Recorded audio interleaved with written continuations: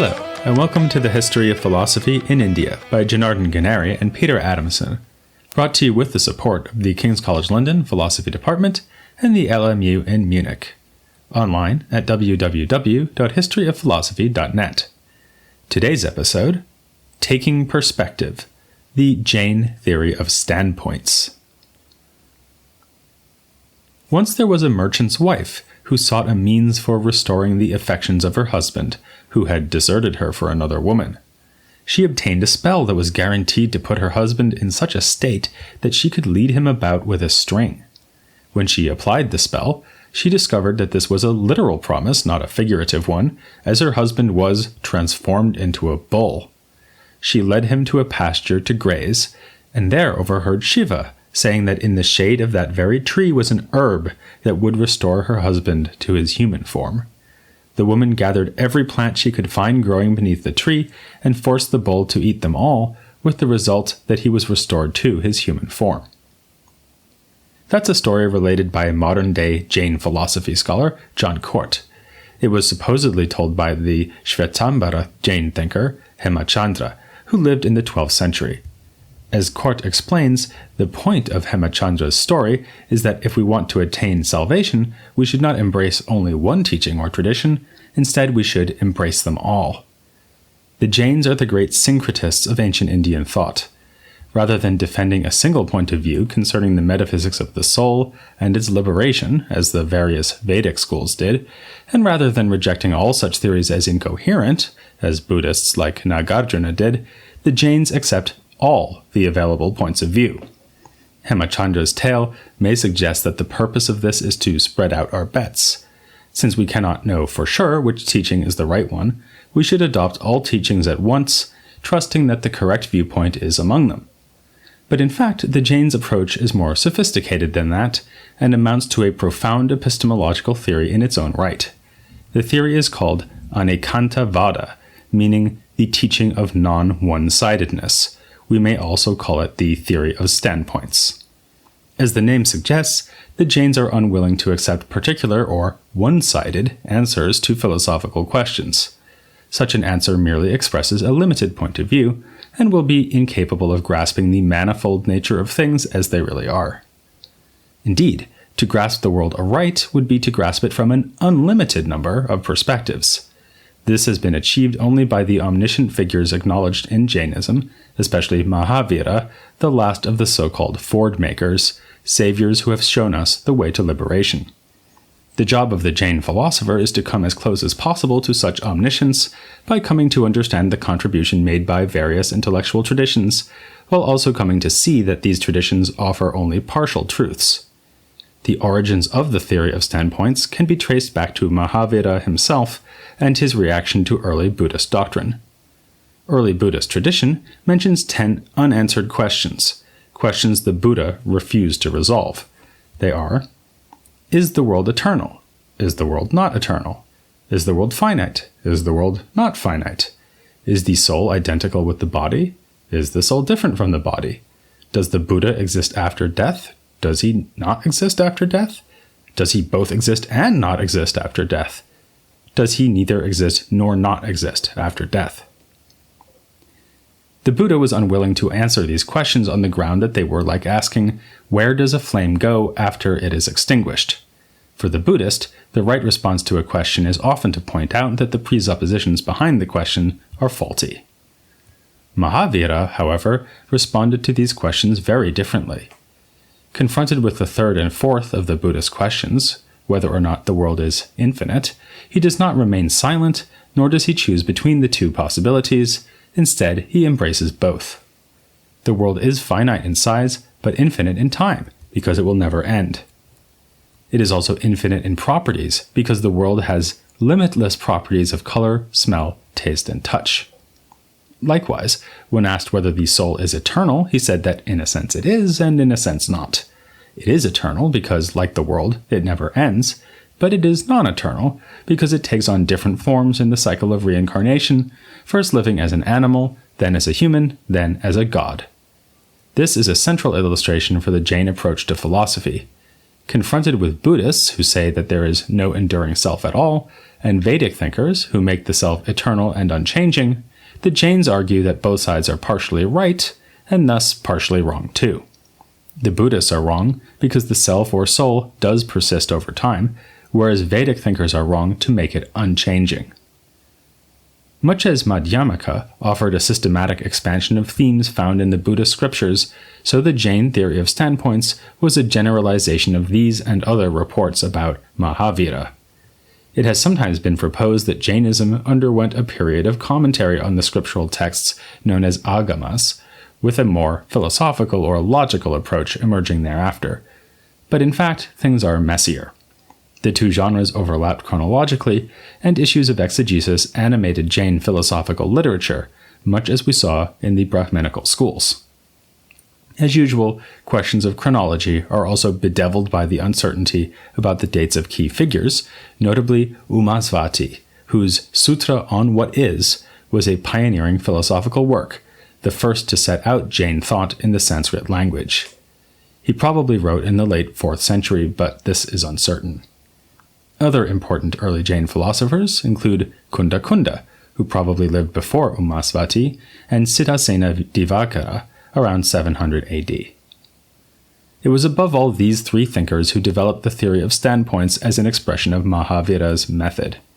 Actually, Mahavira himself did not have so much a special philosophical method as a special kind of insight. The Jains observe a fundamental distinction between indirect and direct ways of knowing, using here the standard term for a means of knowledge, pramana. Most of us have to make do with the indirect access provided by perception and the scriptural tradition, whereas Mahavira would have enjoyed a direct omniscience of all things. This is why he was able to see things from all points of view, whereas normal humans can grasp things only from a limited number of perspectives.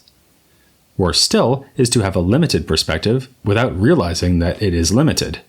This is the situation of the Jains' rivals from other traditions, both Vedic and Buddhist, who fetishize a single standpoint as the only valid view on things. Though there are, in fact, an infinity of ways to look at anything, Umasvati breaks down the possible perspectives into 7 types of standpoint, or naya. These are as follows. 1. The non-distinguished. 2. The general. 3. The practical. 4. The straight thread. 5. The verbal. 6. The subtle. And 7. The thus happened. Standardly, the first 3 were said to involve affirming substance, while the remaining 4 have to do with the modifications or predicates of substance. And here we can already detect an echo of Mahavira's remarks on the soul, which first took the perspective that the soul endures, as a substance does, then the perspective that it changes over time. That contrast between the substance point of view and the modification point of view is fundamental to Jainism. Kunda Kunda already affirms that substance, both sentient and non-sentient, is that which undergoes and endures through all change. Substance can thus be seen from 2 perspectives, depending whether we want to emphasize the endurance or the change. If we contrast on the one hand Vedic approaches to metaphysics, especially Advaita Vedanta, which makes the single unchanging Brahman the only true reality, and on the other hand the Buddhist rejection of the very notion of an enduring independent substance as incoherent, we may begin to see the Jain point of view, which is precisely to convict those other schools of being nothing but points of view, one-sided because they manage only a partial perspective on things. Clearly, though, Umasvati has something more complicated in mind. He gives us 7 different kinds of standpoint, not only 2 that emphasize substance and modification. So let's work through them, beginning with the 3 that involve a commitment to enduring substances. The first of these is the non-distinguished. It gets us off to a tricky start, since this is the least clear of the 7 nayas, and was even omitted in the overview of the theory given by Siddhasena.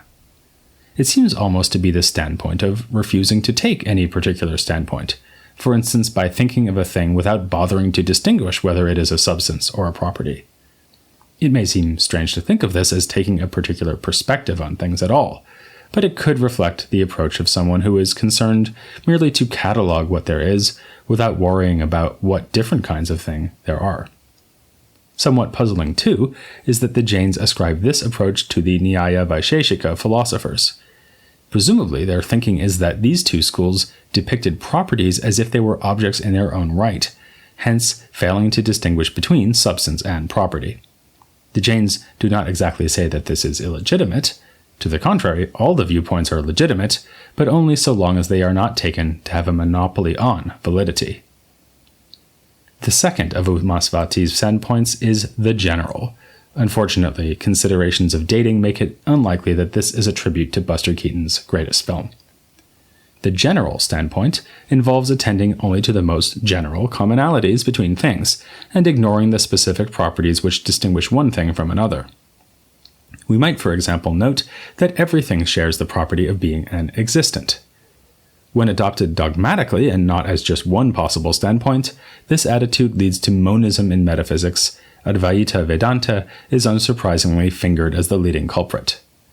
The third standpoint is the practical, and it is the complement of the previous one. Here we instead stress the special distinguishing features of things and the way they can be classified under a variety of headings. It is from this point of view that a philosopher would say that every existent is either a substance or a property. Some Jains like to place the Charvaka materialists into this camp, probably because they classify both the material body and the spiritual self as substances rather than properties, and thus come to assume that they are the same kind of entity. Fourth up is the standpoint of the straight thread, an approach that pays attention only to what is presently perceived, like the pleasure or pain one is feeling right now.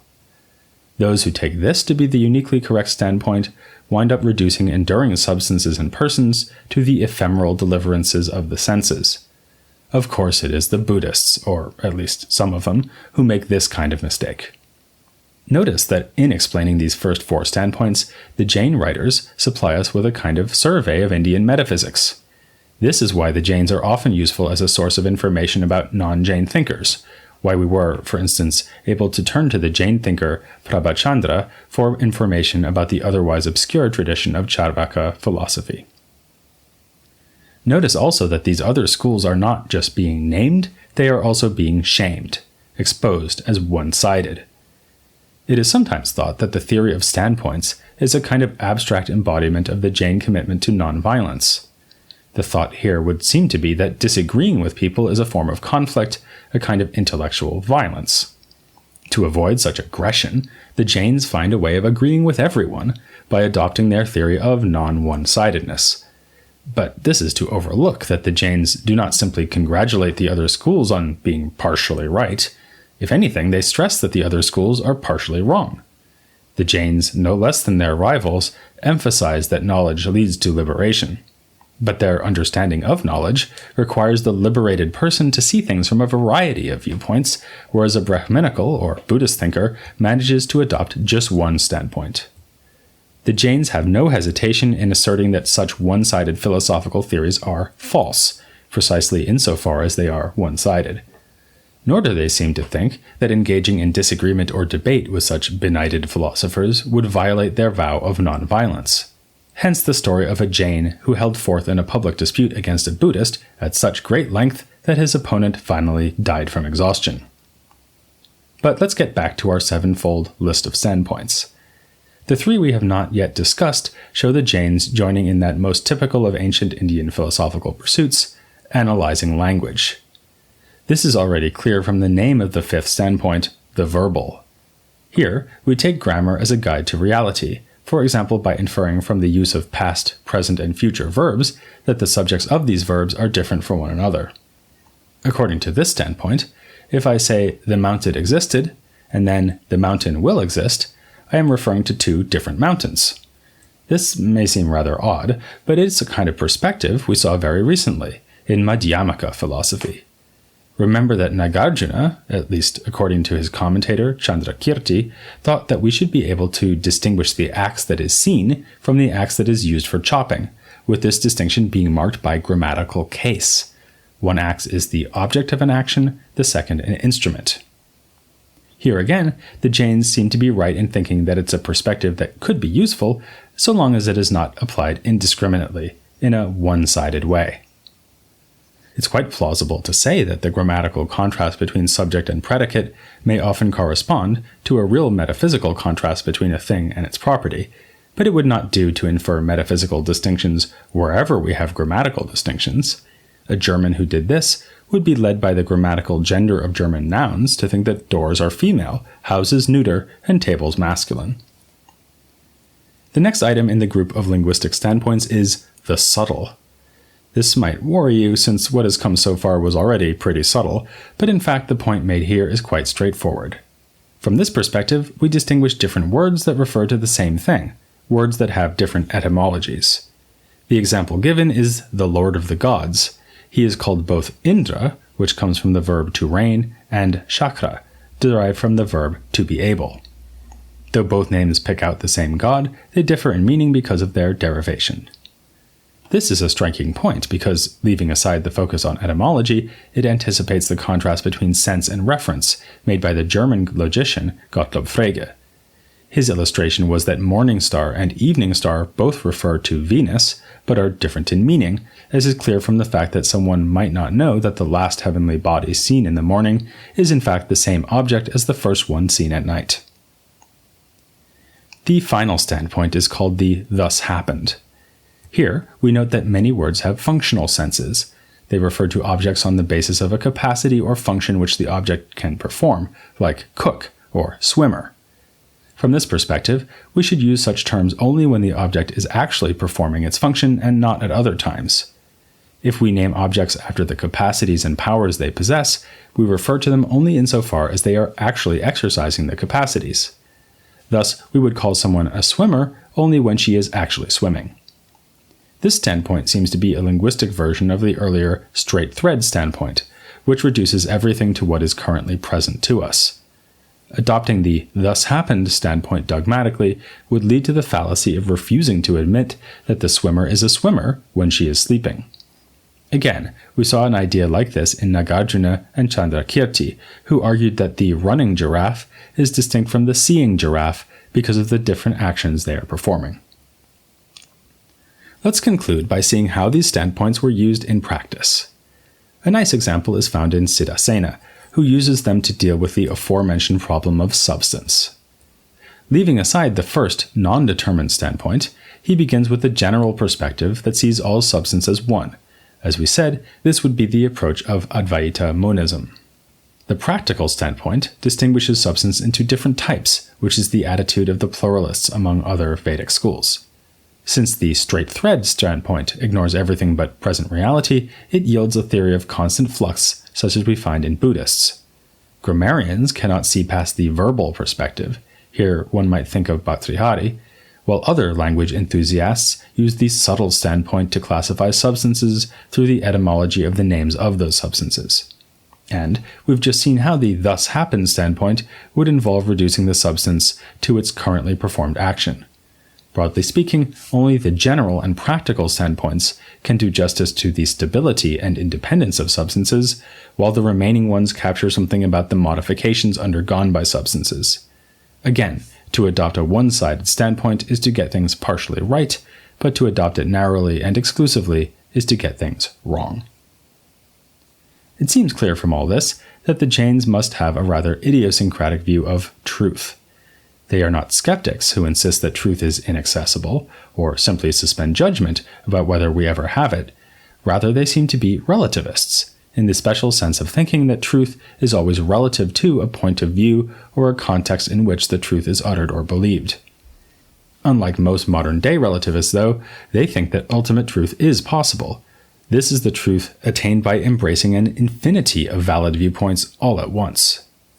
The Jain philosophers realized that they were not going to be able to make this theory work within the logical system worked out by the Nyaya school, and, of course, Nagarjuna's destructive use of the tetralemma would hardly suit their non-one-sided aims. Instead, the Jains develop a remarkable logical theory with 7 kinds of predication. We'll consider this next time, and also ask whether the Jains can avoid the same problem that threatened to undermine Nagarjuna's Madhyamaka philosophy. By endorsing the yes and no side of each issue, do the Jains fall into self-contradiction? To find out, you'll have a relatively long wait, because the podcast is going on a month-long summer break. There will be a medieval episode next week, followed by a pause until September 17th. But as the Jains might put it, look at it this way. From your perspective as a listener, a month might seem like a long time, but from our perspective as we work on producing the rest of the episodes on Indian philosophy, the month will be over before we know it. Taking that point of view, we'll see you next time here on the History of Philosophy in India.